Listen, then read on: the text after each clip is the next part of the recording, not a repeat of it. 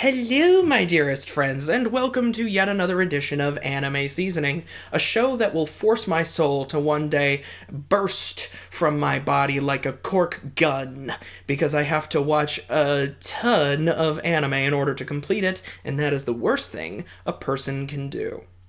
Anywho, I'm your host, Cream Soda, and today we are going to be discussing 17 different shows that started their release in the spring 2020 season of new anime releases. And it only occurs to me now just how a number 17 really is. To determine the order of which we will be discussing the shows, I will be taking small scraps of paper like this one that says Tower of God on it, and I will be placing it in the traditional what the fluff hat.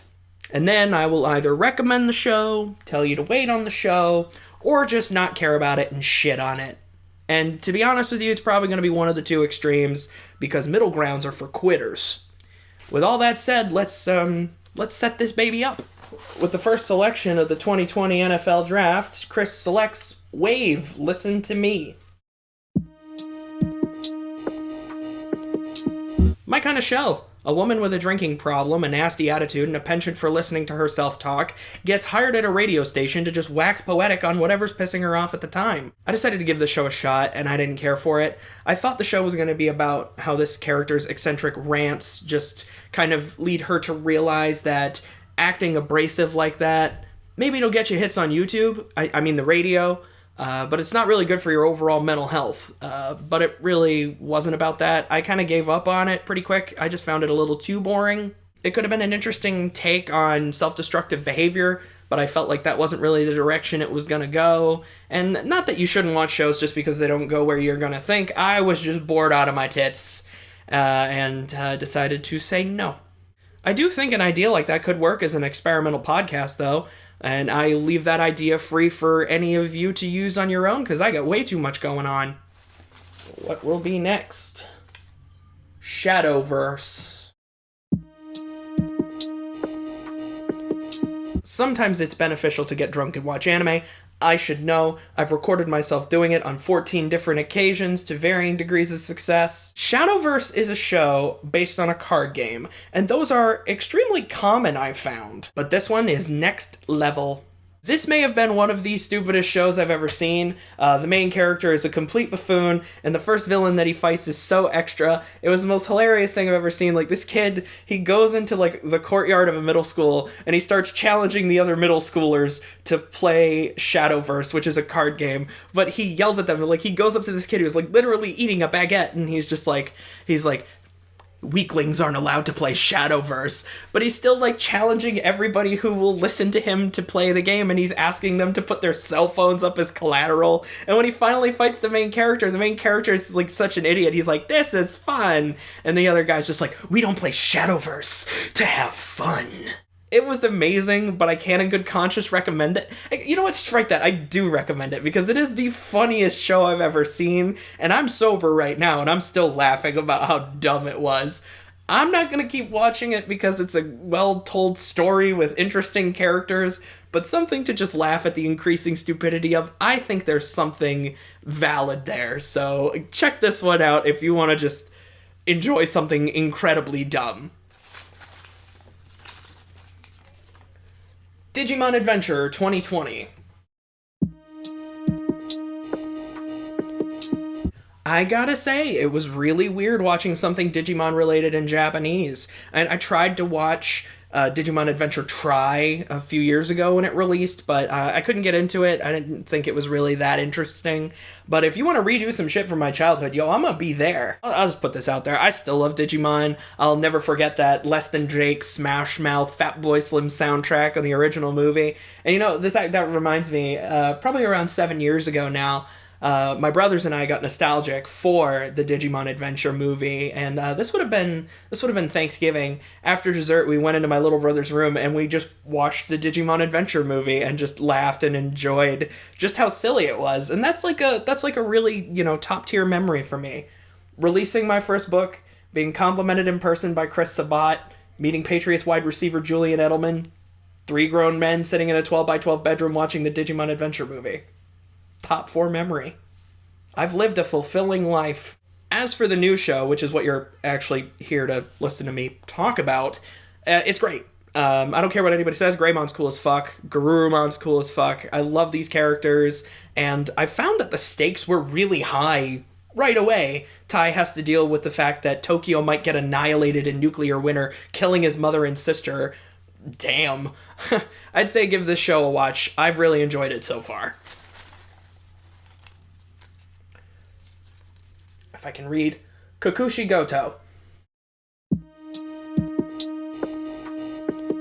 So after the literal hentai they tried to release last season, I was ready to come into Kakushigoto with the intent of disliking it, because the plot really turned me off, or at least the synopsis of it did. The story revolves around the author of vulgar manga trying to keep his profession away from his young daughter. My thought was it was just going to be an excuse to have some shitty fan service, and then we could come on this show and just cast Kakushigoto into the depths together, but wouldn't you know it, it was actually really good, and I liked it. I really liked it, actually. It's actually a lighthearted show, more of a slice-of-life comedy than a stupid seinen shit show. It's got some really funny moments. For example, the father tells his daughter that there are witches in the area where his studio is to keep her away from it, but her friends and her, they end up there by mistake, and they wander into a Starbucks, and they hear people order extravagant coffees, and they think that it's witches casting spells. I thought that was really funny, and they see the Starbucks logo, and they think that it's a witch. It was really clever, really humorous stuff. I've enjoyed it so far. I'd recommend you check it out. Listeners. I don't know if this has ever been said, but I watch too much anime. And you know that's true because oftentimes I will watch a show entirely based on the people who animate it. Oh, that's not that strange, Chris. I watch Disney movies because Disney does them. It's a little bit different with anime, because there's a lot of studios in Japan that animate. The point is, Listeners was done by MAPPA, and they do great stuff all the time. And even if the stuff they're doing isn't that great, at least it's going to be well animated. And that's what I thought was going to be the case with this show, Listeners, because I didn't think it was going to be that great of a show, mostly because of my own personal bias against the type of genre I thought it was going to be. You might find this strange given how I look, act, and behave. There are two genres that I do not care for at all. One is sports, which blows everyone for a loop, and the other is music series. I don't like them. I don't watch K-On! Or I don't watch Show by Rock. I don't really like shows like that, and I thought this was going to be another music series. But it isn't really. It's more of an action series where they use music as a weapon, and that's fucking punk. I like that. I really dug this one. I like the main characters. I think their designs are really good. I like the monsters that they fight. I think it's really funny that one of the main characters' predominant traits is that he wants to keep getting the autographs of the different antagonists that they fight. It was really funny, really fun. I'd say give it a watch. I've been a little too positive lately. There's gotta be a crappy one in here somewhere. Shachibato. There it is. A man in a fantasy world is hired to be the president of an adventurer company. And what does being the president entail? Just going on adventures, really. I guess he's also in charge of the financials. I don't know, the basics aren't really made clear, at least in the first episode, which is all I could stomach of this. It was just so boring. I couldn't even think of really anything specific to say, and that just kind of happens when you watch 17 of these frigging shows. Eventually you just come across ones that are just average or uninteresting, and that was the case here. As I recall images of this show into my brain hole, I remember there being maybe one or two things about some characters that could have been interesting if developed properly, but I didn't want to stick around and find out, so.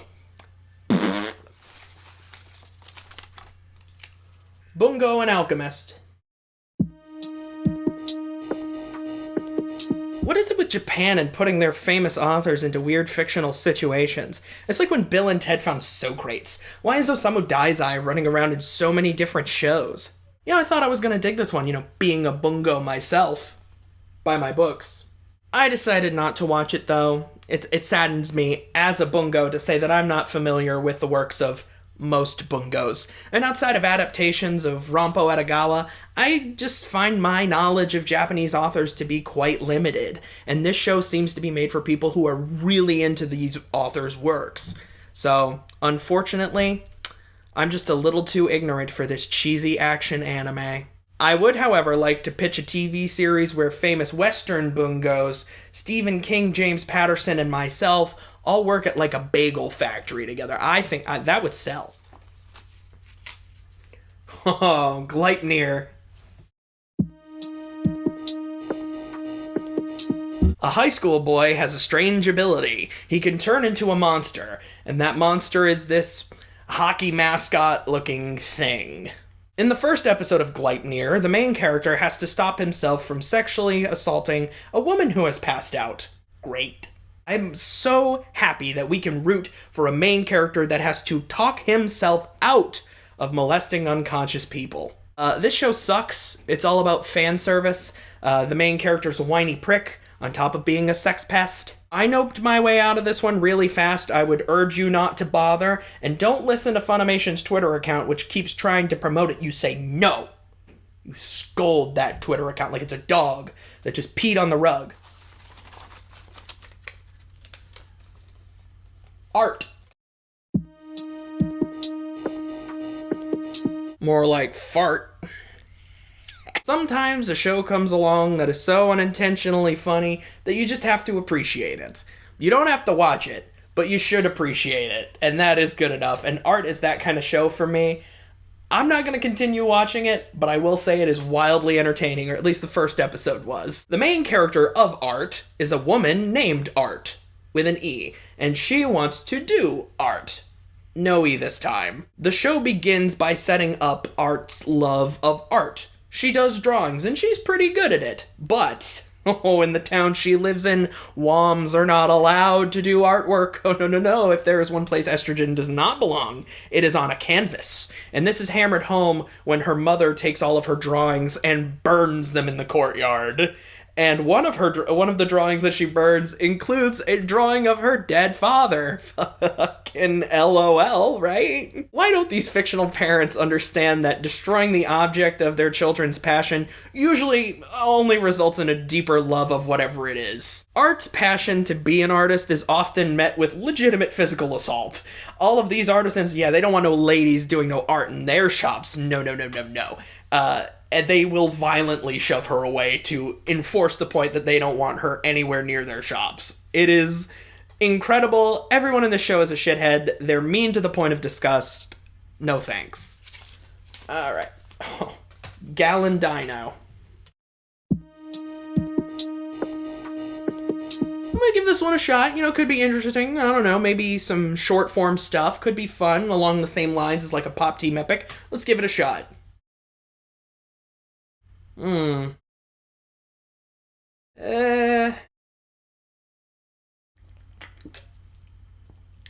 good. The Eighth Son. Are you kidding me? A regular-ass dude is isekai to a fantasy world. His consciousness inhabits the body of a young boy. At first, he thinks he's got it made because this brand new young boy body of his is the son of nobility, and nobility means fat stacks of cash. But, it all gets turned on its head when he realizes that he is the eighth son. Are you kidding me? Because it turns out being eighth in line means you don't get shit. And when your nobility family is actually poor, which I didn't think that was how that worked, you get less than shit. Which, I don't know, less than shit. Maybe that's alright. I don't know. This show is boring as all get out. The aspects of the main character being the eighth son, are you kidding me? Or being a young child, in fact, are never really fleshed out well, because at one point, most of the 8 other boys just fuck off. They just leave. Maybe it gets better as it goes on, but what I realized in the first episode was that it was just bogged down in trying to be too many different things. Like, it wants to be every subgenre of isekai that there is. That just didn't work for me. So I would say skip. I will say, though, the OP was really good. It sounded like a Japanese Within Temptation. I'm all for that. Down to the final 6. I looked in the hat count. BNA, Brand New Animal. You know, between this and Beastars, I've been trying to determine what my fursona would be, and I haven't really decided yet, but I feel like it should be a coyote, because that's like my legitimate animal totem. I don't know, that I haven't really dedicated too much time to it. Anyway, brand new animal is really good. Trigger does fantastic animation. That remains the case here. They do a wonderful job with action. They've been really good lately, especially with how they've done action. BNA's no exception. I actually like the metaphor of this one, unlike something like Kill la Kill. I will never miss an opportunity to tell people that I didn't care for that show. What I really like about BNA is it deals with prejudice in a more mature way than something like a Zootopia did. Understandable being a kid's movie, but, you know, that was like Baby's first racism allegory, and this seems like it's going in a more mature direction, and I like where it's going so far. I like the two main characters. I think Michiru is great. I think her and Shiro really play off each other well. I'm excited to see where the show goes, so I would say give this one a look. Shironeko Project. Okay, so here's the thing with Shironeko Project. I didn't take very detailed notes on it, so I don't really have a whole lot to say. I guess you can basically tell what my recommendation would be based off of the fact that I barely notated anything on it. Shiro means white. Neko means cat. White cat. Was there even a cat in this show? I don't remember. Alright, you know what I'm going to do? I'm pulling up my notes right now. I'll read to you my notes verbatim. Okay. Male character is more interesting than girl character. She is extra girl. She gets tired using her power. Could be interesting element if done right. I don't care to find out. Time is money, motherfucker. I wrote that. Earth Granner. This is a stupid show for stupid kids. I don't even know why I watched it. Oh yeah, it's from the same people who did a show from a couple years ago called Shinkansen Henkei Robo Shinkansen. It's a show about these kids who drive train mechs, and within its existence so far has done crossovers with Neon Genesis Evangelion, Hatsune Miku, and Godzilla. What the fuck kind of company is Takara Tomy? Do they just have a stranglehold over all other Japanese franchises? I don't know, but whatever the case is, they have another toy line that they're turning into an anime in the form of Earth Granner. This show has everything a kid could ever want in a show, and by that I mean it is stuffed to the gills to the point where any 8-year-old cerebral cortex would be sure to explode from overload. This show has mechs, it has cars, it has animals, and it has piss jokes. The huge. Seriously, the main character's catchphrase is that he intends to piss his pants. As one does.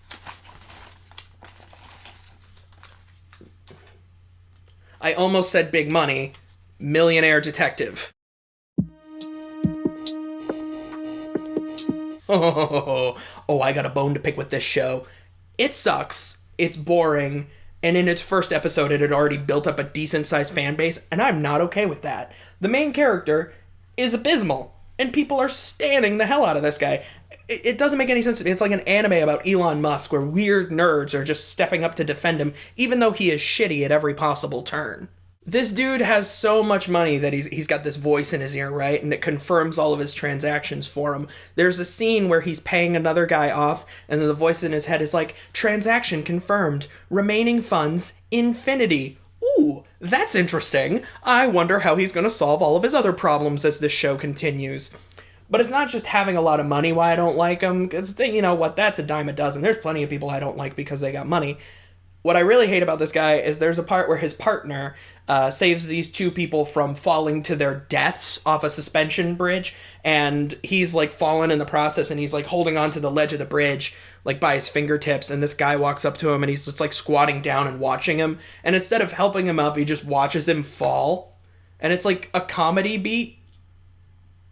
How endearing. I'm really excited to not look forward to him possibly getting murdered in every episode as he deserves.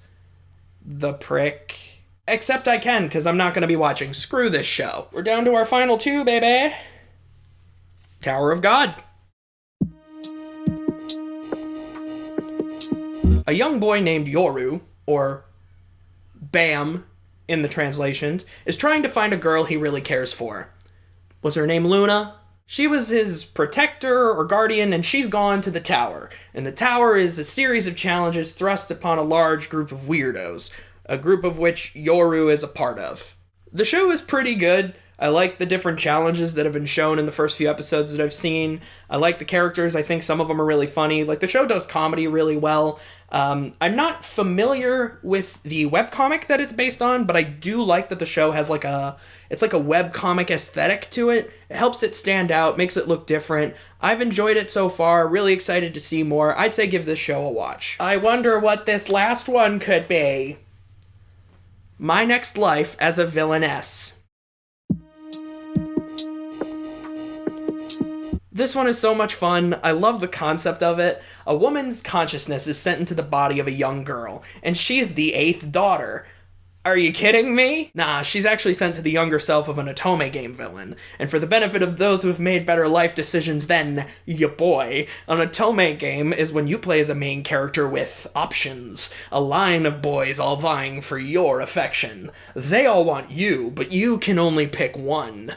In this show, the main character plays a character in one of those games, a game she's familiar with, and she knows that things end pretty badly for her character and pretty much every ending that could have been gotten. Either she is exiled in disgrace or murdered horribly, so she takes it upon herself as a child to try and influence things in the future to help her older self out. This show is really funny. It's a great satirization of Otome games. I really like the main character. I like that her attempts to affect the future sometimes work and sometimes don't. I like that she's trying to help each of the boys with what she knows their eventual damage is going to be. I think that's an interesting element. I worry that this will just end up being an Otome in and of itself, but I'm going to give the writers credit for now because the show has done a pretty great job avoiding a lot of tropes. So I'd say definitely check this one out. It's one of the tops of the season for me. I've been digging it so far, and I think you will as well. So that is it for the Spring 2020 season of shows. Some decent stuff worth checking out, plenty of stuff worth avoiding.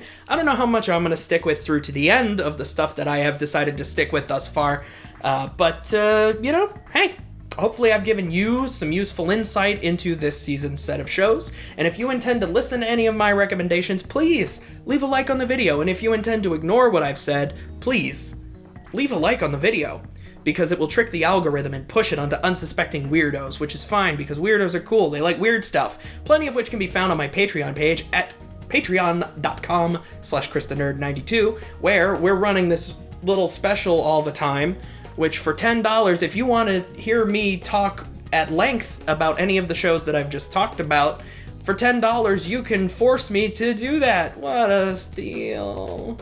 Anyway, all social media links are going to be in the description, as well as links to all 3 of the novels that I've written, with the most recent one, Twin Universe Book 1, being available now. It's a big, thick book. You could probably kill a fucking bear with this thing, and that's why I buy books. In any case, I've been your host, Cream Soda, and thanks for playing along.